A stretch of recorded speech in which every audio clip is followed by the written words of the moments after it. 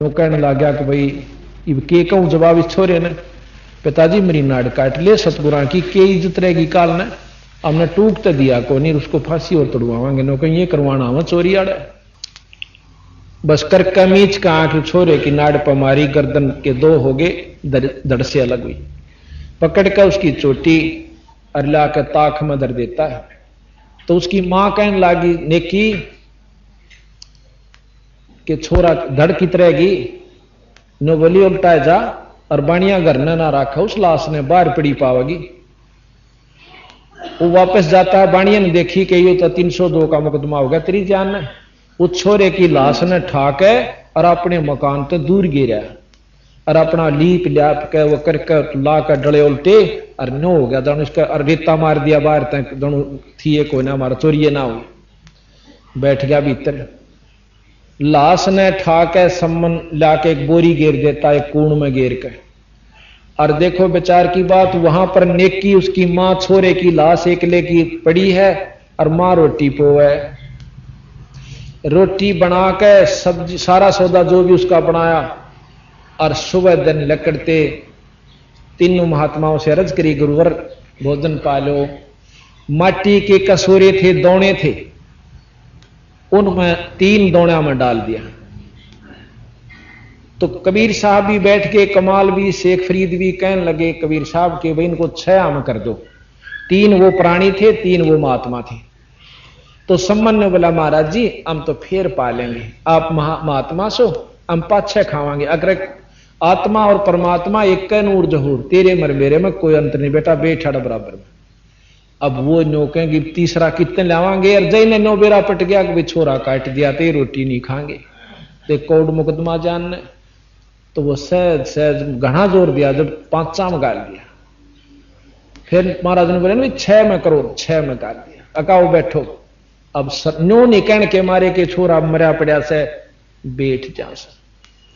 अब नो जकर सतगुरु ने भी नहीं किया कि छोरा किससे, तन्नो बोले आओ सेव जीम लो, बंदी छोड़ कबीर साहब ये प्रसाद प्रेम, और भाई सर कटा करें चोरा के, तुम तो साधु हो सादा के नहीं तकसी, बोल सतगुरुदेव। इतने में छोरे का सर उस धड़क पर जुड़ के और पंगत में आ बैठा वो लड़का। महाराज गरीबदास जी कहते नहीं घरारा नाड़ के ओ सेवक ना, और सेमन आ बैठा पंगत में जी मां, अभी आपको सुनाएंगे वाणी मुझे याद नहीं।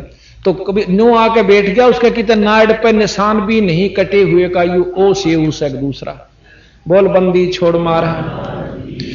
अब हमने भगवान कृष्ण को परमात्मा की संज्ञा में क्यों लिया था कि तामर दज का लड़का काट के जिंदा कर दिया था, और इस भगवान ने इसे सैकड़ों कर रखे, पर इसको भगवान स्वीकार करने कोई तैयार नहीं, क्योंकि इनकी लीलाओं का प्रचारक कौन हो पाया, और इनकी लीलाओं का प्रचार जब हो जाएगा, ज्ञान हो जाएगा, तो पता लग जाएगा ऐसी बात नहीं भगवान वह भी से और परमात्मा यो भी से। तो इस प्रकार वो लड़का जीवित हो जाता है। तो यहां कहा ग्रीव निश्चय से शीश चढ़ाया, चोरी संत सधारे, बढ़िया कुंजा पकड़ लिया है, कर दे शीश उतारे। ग्रीव निश्चय से वो शीश चढ़ाया, चोरी संत सधारे, बढ़िया कुंजा पकड़ लिया है, कर दे शीश उतारे। ग्रीव पिता सम्मन और माता नेकी, जिनके निश्चय भारी, जहां कबीर कमाल फरीदा, भोजन की भई त्यारी। ग्रीव सेऊ धड़ पे शीश चढ़ाया, मीन मेख ना कोई, आजर नाजर मिले बिसंबर, ऐसा निश्चा सोई। तो इस प्रकार बंदी छोड़ गरीबदास जी महाराज की वाणी को जब आप सुनोगे, इतना निश्चय हमारे ऊपर हो जाना चाहिए। अब हम आगे बताते हैं। ग्रीब कनक जने हो कंद दिखाया, है रे दास रंगीला, दरे 700 अंग तास को ऐसी अद्भुत लीला। अब हमारे मन में न्यू बैठ रही थी कि विद्वान जो होते हैं ना, चारों वेदांत जाननी है, और क्या घड़ी बड़ी तप कर रहे हो, नो बैठ कर कई हजार वर्ष ताई हम उनको साधु मान्या करते नहीं। बंदी छोड़ महाराज प्रमाण देते हैं और हम रोज पढ़ते भी हैं उनको, पर हम मानना फिर भी उस बंदूक खाड़े नहीं सब बड़ा अफसर। तो बात यह है कि शक्तियां उन संतों में भी है, जैसे एसपी में भी शक्ति होती है और इसमें हौलदार में भी होश है और डीआईजी में भी होश है शक्ति, लेकिन मुख्यमंत्री तो तले तले नीचे नीचे। अब मिलिट्री में ले लिए कर्नल भी जर्नल भी सारा में शक्ति होश है और बंदूक और तोप और सारा खजाना हो सकता, पर प्रधानमंत्री तो ऊपर नहीं हो सकते। इसी प्रकार कितना बड़ा सिद्ध हो जाओ पर कबीर साहब तले नीचे नीचे। ये उन्हीं से भक्ति, उन्हीं की शक्ति से ही वो कुछ प्रफुल्लित हो रहे से। और जिस दिन इनकी मन चाहेगा उस जर्नल में भी एक लो धर देंगे ठाक है, और कर्नल ने भी कोई भी गलती या उन्हें ना मनमानी करनी चाहिए तो उनके हुक्म से ही वह तोप चलाएंगे, तो वह कामयाब रहेंगे। मन मर्जी जिस दिन बरत देंगे उस दिन ना तो वह जर्नल सर, ना कर्नल सर, ना एसपी सर, क्योंकि वह और सुप्रीम पावर से उनके। इसी प्रकार अब ये जो सिद्ध होते हैं कई बार मनमानी से अपनी सिद्धि दिखा देते, वो नरक के भागी होते, क्योंकि मनमानी सिद्धि दिखाने से वह नाजायज बंदूक की गोली चला दी। अब सिद्धि कबीर साहब दो रवि से, पर इन्होंने दिखाई नहीं हुआ बंदूक, आवश्यकता पड़ने पर चलाई तो वो कामयाब रहेंगे। जैसे बंदूक क्यों दी गई है कि उसमें कुछ नियम है, जैसे सिपाही को दी कि और किसी को पिस्तौल दिया कि इन परिस्थितियों में प्रयोग करोगे तो आप दोषी नहीं हो, और बिना किसी का अपनी मनमर्जी से वहीं ठोक दोगे तो अंदर कैद का वहां जाओगे, दोषी हो। इसी प्रकार संत कबीर साहब ने जो बताई ये बिल्कुल हम उनको एक कति जाटू उदाहरण के अनुसार आपको समझाने की कोशिश करेंगे, अपनी जितनी बुद्धि मेरी काम करे, पर इस वाणी को सबके बस का नहीं है कि इसने समझ लियो। तो यहां हमारे जो मन में विचार थे, तो एक बार रविदास जी रामानंद के शिष्य हुए। क्यों हुए? क्योंकि कबीर साहब ने रामानंद पंडित ब्रह्मचारी, अखंड ब्रह्मचारी, योगी, ज्ञाता वेदों के उनका भ्रम तोड़ा कि ऊंच नीच कुछ ना सा महाराज जी, या जात पात तो घर की घड़ी हुई से, बुरे काम करनिया चाहे पंडित हो चाहे जाट हो चाहे बाणिया, वो महानीच है, और अच्छे काम करनिया चाहे चूड़ा हो चाहे किसी जाति का हो वो आदरणीय और पूजनीय है, चाहे चमार हो। और आपने तो एक जात बना दी उस जात का चाहे भगवान हो, उसमें उन्होंने कहेंगे नीच है, हम नहीं मानते इस बात ने। महाराज कहेंगे चूड़ी का विश्वास है तो के पंडित का जी, अगर आत्मा जिसका चूड़ी का दिल पाक है तो हमारे लिए वह पूजनीय और आदरणीय माई है, हमने पंडित और विद्वानों की आवश्यकता नहीं है। तो इस प्रकार जो बंदी छोड़ की बात को समझेगा तो यथार्थता में पहुंचेंगे, नहीं तो हमने ओढ़ पुड़ का दो धर्म बना लिए, फिर जात बना ली, ऊंच नीच कर लिया, लट्ठम लट्ठा मर पड़ कर फिर गधे बन जाते।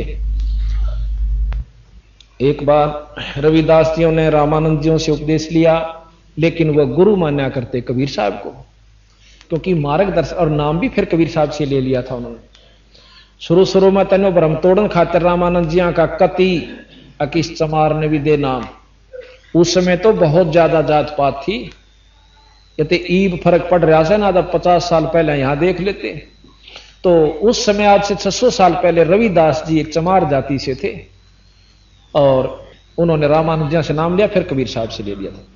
एक दिन एक पंडित जी ने बोला कि रविदास, क्योंकि भक्ति तो उनकी फैल ही चुकी थी, कुछ सिद्धियां थी उनमें, शक्ति होगी थी, भक्ति में वैसे शक्ति हो जाती है बिना तप करें भी, नाम में एक इतनी शक्ति है। तो उस ने बोला आजा रविदास तने गंगा जी नुआ के लाऊं, दूर तक खड़ा खड़ा ने बोला पंडित जी गंगा हमारी ताड़े है घराए, जैसे गरीबदास जी कहें घटी में गंगा, घटी में जमुना, घटी में जगदीश। जिसने अंदर की गंगा यानी ईश्वरीय शक्ति को संतरित और दर्शन कर लिया तो उसकी गंगा सारी से ना, उस गंगा में निरी नाए तो काम नहीं चालता बीरा। तो जी परनो बोला पंडित जी तू जा से ना एक काम कर दिया मेरा के, या मेरी कौडी ले जा। धो धा के महाराज कबीर रविदास ने अपने हाथ धोए, फिर कौडी धोई, कदे पंडित जी ना छुए। और न्यो करिए गंगा जी ने मेरी कौडी दे दिए, क्योंकि वहां दान करते हैं, पैसे का डालते हैं गंगा में। और जब दिए, जब गंगा हाथ काट लेने बार ने, और न्यो कह दिया रविदास ने भेजी से, और हाथ काट के लेगी तो दिए ना, मेरी कौडी की बेइज्जती मत करिए, उल्टी ले आना। बोला अच्छा तेरी कौडी और गंगा फिर हाथ काट के लेगी। अब देख अरज से पंडित जी ना लेना तो उल्टी ले आइए, अरज से मेरी तेरे से प्रार्थना।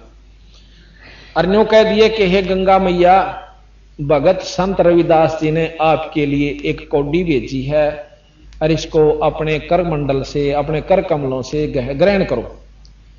उसने नहा धोकर उन्हें सोची चल उस पाखंडी की अजमा के देख ले सच्ची से झूठी। उसने उसी तरह के ये शब्द उच्चारण किया, ये वचन। उसी समय गंगा जी ने न्यू हाथ काट लिया, दोनों हाथ काटे, एक हाथ में कौडी ले ली और एक हाथ में कंगन। न्यो बोली विपर जी यो मेरा कंगन उस आदरणीय पूजनीय संत रविदास जी ने दे दिए और उसकी कौडी मन कद कद मेरा इसे संत के हाथ की रिया वस्तु मुझे मिल गई, मैं तो धन्य होगी। न्यो लेकर कौडी और वापस चली गई। अब रविदास जी, अब पंडित जी के मन में आ गया बेईमाना इतना सुंदर कंगन बाकी तो देखा न सुना। उन्हें सोची तो क्या करेगा, उस चमारते ही देकर चाल राजा ने दूंगा अर्तना इनाम मिलेगा। राजा के पास गए, राजा को दिखा महाराज इतना आकर्षक उसके आकर्षण था उसके अंदर कंगन ने। देखते ही राजा ने बोला रानी ने दूं, प्रसन्न होएगी। रानी को पहुंचा दिया। अंदर से खबर आई कि एक और चाहिए ईसाई, जब मैं राजी हूं और अति शीघ्र चाहिए। अब राजा रानी का हुक्म राजा के पास। राजा ने बोला विपर जी एक और ला दियो। अब विपर जी ने हुई मुश्किल और नीला होगा ना 30 शायद से देख ले 7वें दिन हाजिर हो जी लेकर। और नहीं तेरा बच्चा कोलू पीड़ दिया, पहले इसी सजाएं हुआ करती थी। अब पंडित जी का जाडा चढ़ गया, कहा थाड़े तो जो है ना जोड़ी बरवान खातिर तने शायद और मोल ले ली। अब सारा घूमया, क्यों रविदास जी और जानी डर लग गए के मुंह दिखाओगा उसने जाकर के। इबोर मिले नहीं, सारे सुनार सुनूरा का पूज लिया। बाकी नो कह दिया था राजा ने मुंह मांगा दे दूंगा, घबराइए मत ना, जो पैसे मांगा मेरे ताक ले जाना। पर लिया दिए कंगन ईसाई। सारा घूम लिया, क्या न मिला था। कति रोटी छूट गई, 6ठा दिन हो गया। अब वह मिश्रानी कहने लगी कि बात तो बताओ केस है, आप तक कति सूख के आधे भी ना रह रहे। नो बोला मना अपनी शायद आप मोल ले ली, क्यों करके में बात तो बताओ। वह सारी कथा सुनाई तो वह ने बोली उन दौरे चला जा और माफी मांग ले, संत दयालु होया करें, माफ कर देते। अब मरता के नहीं करता, अगले दिन जाना ना जाता सारे कुंबेन बुला लेगा। तो भाई राजा तो जाकर रविदास जी के चरणा में पड़कर रोन लाग गया। नो बोला विपर जी आप तो भ्रष्ट हो गए, दूर दूर दूर बैठियो हमारे से, देख मैं नीच सू। उन बेरा छारा थाए। नो बोला मन शर्मिंदा ना करो, अके मैं बात तो बता। नो बता पहला तो गंगा जी नहाया। गंगा जी ने तो नाश कराया मेरा, ना नहांदा तो ये चौखा था। बोला कि मैं मेरी कौडी ली उसने, अको कौडी के का कराया मुकदमा हो रहा मेरे जी ने। फिर बता तो क्या होया। उस माई ने कंगन दिया था और मेरा आ गया लालच में, क्यों दिया रविदास जी थे, मैं राजा के पास ले गया। राजा ने ये वचन बोल रहा कि सर आज का दिन बीच में से जब जान बचाई जाएंगी हो तो बचा दे, ना विपर का पूरा परिवार मरेगा। सुन लागे बंदी छोड़। नो बोला तो माई में रोज नहान जाया करता, मांग लाने का दा और है। नो बोला मैं उड़े भी जा लिया, मेरी कोई ना सुनती वा। नो बोला तो इस कुंड में हाथ दे ले जिसमें वो चाम ब्याह करते थे, डोर नो ब्याह करते थे। नो बोला इसमें हाथ दे ले और काट ले का एक चाहिए से। नो हाथ दिया तो उसमें 10-12 कंगन आ गया हाथ में। तो रविदास ने बोला एक ले जा, एक कदाड़ भी डूब जा, उल्टे सब घेर दे बाकी। नो बोला ये 2 जोड़े हाथ मत एक का ले जाऊंगा। उसने जाकर वो कंगन राजा ने दे दिया। अब रानी इतनी अनजान नहीं थी। नो बोली यू कंगन लाया कितने सभी पर मन सुनार ते मिलवा दे के आगे बनवाने पड़ जाए। इब एक मुकदमा और हो गया भाई। तो इब उसने सोची अग्नो बता दिया कि उस तुम्हारे दौर तो लिया सू, जब शायद तक उस नीची जाति वाले का हमारा क्यों लिया। इब मर्दा के नहीं करता। ने बोला जी मारियो चाहे छोड़ियो, ये नूर नोमत रविदास जी ने लाया था तो लाया सो, उसकी कुंड में पाई। अब रानी को विश्वास हुआ कि ऐसे संत के पास तो दर्शन करने चाहिए। तो रानी बहुत विद्वान थी, समझदार थी। यह भी विचार नहीं किया कि उसने यहां बुला लूं, क्योंकि संत को बुलाना आने से आ भी जाओ संत पर वो लाभ नहीं देता, क्योंकि संत के पास खुद जाना चाहिए। रानी नंगे पाया अपनी सहेलियां ने लेकर राजा से आज्ञा लेकर कि मैं संत के दर्शन करना चाहती हूं। रानी वहां पहुंचे से पता चल गया कि रानी आवे, क्यों पहला जालिए नौकर ना करे। रविदास जी ने बोला कि हो गया जवाब से तान दो, रानी से भाई आगे बैठावांगे, जिसी में गरबोरी चिथड़े पड़े हैं बिठा दूंगा, बैठाऊंगा। आकर बैठ गई उस रानी ने, आकर नमस्कार करा, माथा टेक कर ने बोले, हे पूज्य ऋषिवर संत, आपके दर्शन बड़े बड़े भाग से मुझे हुए। अब रविदास जी ने भी शांति से हुई, बोली तो ठीक है, कदे के मैनू लाग जा कहने एक हार और लिया दे, मैं कितने लाऊंगा इनकी खातिर, क्यों राजा की से रोड़े हुआ करें। तो हे महाराज आप महान संत हो, मुझे कोई आत्मज्ञान बताओ। तो महाराज ने उनको ज्ञान दिया, फिर नाम लिया। उस रानी ने एक दिन भंडारा कर दिया। भंडारा किया तो अपने गुरु को बुलाना ही था, क्योंकि गुरु बिन माला फेरते, गुरु बिन देवे दान, गुरु बिन दोनों निष्फल हैं, वह पूछो वेद पुराण। भंडारा दिया और उसमें 700 विप्रों को जमाने का निश्चय किया। 700 पंडित विपर्जन बड़े मोटे मोटे जनेऊ गाल के, क्यों हम दिखावे को ज्यादा पसंद करते हैं। बड़ी लटा होगी, बड़ी जटा होगी तो और ज्यादा महात्मा अच्छा समझाएंगे। एक माला की जगह 5 पैरिया होगा तो और ज्यादा न सोचांगे यू कि मैं चोखा दिखे से। तो हमारी जो भावना से, तो उनमें यही थी विप्रों में, मोटे मोटे गलम घाल रे जनेऊ काचे सूत के, और आकर के बड़े सोच ढंग से तिलक विलक लगा करके लाइन पर बैठ जाते हैं जीवने के लिए 700 विपर। भंडारा शुरू होता है, उनमें तो एक ही नजर पड़गी कि वो चमार जो से अति भंडारे के साथ में आसन पर बैठा हुआ, क्योंकि रानी ने तो गुरु को आदर देना ही था। आसन लगा के वहां बैठा रखे, रानी नीचे बैठी, महाराज जी ऊपर बैठे और साथ में भंडारा चल रहा। अरनो विपर जी मैं उन्हें देखा रही हूं, रविदास कांसी वाला चमार यहां बैठा, सारे खड़े हो गए। ने बोला रानी विचार ध्यान से सुन दे अक्की बात, कि इस चमार को यहां से उठा देनी, हम भोजन नहीं पाएंगे, और यज्ञ से विपर कोई संत भूखा जाता आपको महापाप के भागी हो गए तो नरक में जाओगी, किरा के लागे के। अब रानी हाथ जोड़ के बोली, विपरजन ये मेरे पूज्य गुरुवर है, और गुरुदेव को मैं अपने मुंह तो न्यों नहीं कह सकती, यहां से चले जा। यो भंडारा लागो चाहे मत लागो, चाहे मैं नरक के नरक के भी चले चली जा। इतने में रविदास खड़े हो जाते हैं।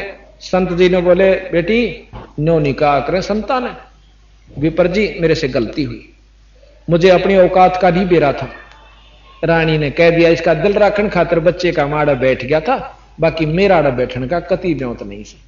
मैं तो वहां बैठूंगा आपकी जूतियां में, और मेरा वहां स्थान है। वहां से उठकर रानी ने बोली, महाराज जी आप मत जाओ, चाहिए भंडारा। ने बोला, बेटी गुरु कहे वो करया करें, अपनी नहीं चला करें, फिर गुरु पद की आप जो ना शिष्य पद की अधिकारी नहीं रहोगी। तो इतने कहकर रानी अपना मन मार कर बैठ जाती है। रविदास जी उठकर जूतियां में जा बैठे पाछे में, जहां उनके चप्पल जूते कड़े हुए थे। फिर वह बैठ गए, गांव हुई चौधर, क्यों मान बढ़ाई सहरोड़ा, और कुछ नहीं। महाराज कहे, साहेब के दरबार में गायक कोट अनंत, ये गरीबदास जी कहे 4 चीज चाव से, रिद्धि सिद्धि और मान और मेहनत, और नहीं चाहता है ना भगवान पड़ो कुएं में, पर चौधर मिल जा, जान दे आसन मिल जा, ऊंचा स्थान हो, उस तो ऊपर हो तो और बढ़िया। तो अरब लाल न बचाए तो रेत में गेर दे, और चाहे भाई तिजोरी में धर दे, कीमत में फर्क नहीं पड़ा करे। कदे को ऊपर बैठन तेने सोचा महात्मा बन जाएगा, लाल कपड़े पहन तो संत हो जाएगा, या ढाडी बढ़ान तो हो जाएगा, ये कमाई तो होया करे। हालांकि मेरे गुरुजी भी लाल वस्त्र धारण किया करते, हम निंदा नहीं करते किसी की, लेकिन जो कमाई करे चाहे किसी कपड़े हम कर लो, सफेद हो चाहे लाल हो। गरीबदास महाराज धोती कुर्ते में रहे सारी उम्र, कबीर साहब धोती कुर्ते में रहे सारी उम्र, जो यूपी का वेशभूषा थी। रविदास जी नो के नो रहे, जितने भी संत हुए उन्होंने कमाई छक्का करी, और जिन्होंने की दूसरे ढंग से भी जो वस्त्र बदल कर भी की, तो कमाई नाम की जरूर होनी चाहिए, उसे किसी में भी हो जाए। कमाई की वहां पर कीमत होती है, ना कि भेष बदलन। तो वहां बाहर बैठ गया बताया भंडारा, फिर वह खाने लग गया आराम से निश्चिंत होकर।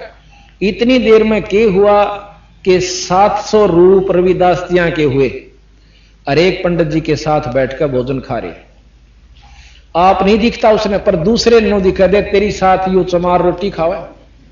ओ क्या तेरे साथ खावे, ओ क्या तेरे साथ खावे, कूदन लागे खड़े होकर भ्रष्ट हो गए, भ्रष्ट हो गए। गरीबदास जी के कूद कूद पछतावे। रविदास जी ने बैठे विपर जी इसे जूत ना मारो, वहां से आसन तो उठ गया तो यहां बैठा हूं जूतिया में, अरे नो को हमारा दोहरा बैठा इष्टा अच्छा तो नो को नाड़ कतई चला जा। वो देखे सचो तो खड़ा और नो 700 के 700 खड़े और फिर नजदीक आ जाते हैं रविदास जी अपनी सिद्धि शक्ति ते। नो बोला तुम तो ये गलामा डाल रहे हो सूत का, मेरा देख सोने का है। सोने का अपनी दिव्य दृष्टि से दिखाया कि मैं सोने का दने हुआ, मेरा भीतर से बाहर नहीं है। कहते उन 700 पंडितों ने उन सारे अपने जनेवों को तोड़कर एक तरफ घेर दिया, डाल दिया और बंद उस रविदास जी के पांव पकड़ कर शेष हुए। नो बोला बेटा वजन तक पांडा छूटेगा, इन पाखंडा तना बने बात। गरीबदास जी महाराज कहते हैं 100 मन सूत हुआ था उन गलाना का। ये लिख रहा क्या बंदी छोड़ने कि 100 मन सूत जहां टूटिया काशी नगर मंझार, तो भक्ति करे सो पाइए वो पूर्ण सर्जनहार। तो मतलब यह है कि जो भजन करे वो भाई इस वस्तु ने पाया करे, वैसे नहीं। तो यहां क्या है कि गरीब कनक कहे सोने को, कनक जने वो कंद दिखाया है रे दास रंगीला, दरे 700 अंग तास को ऐसी अद्भुत लीला।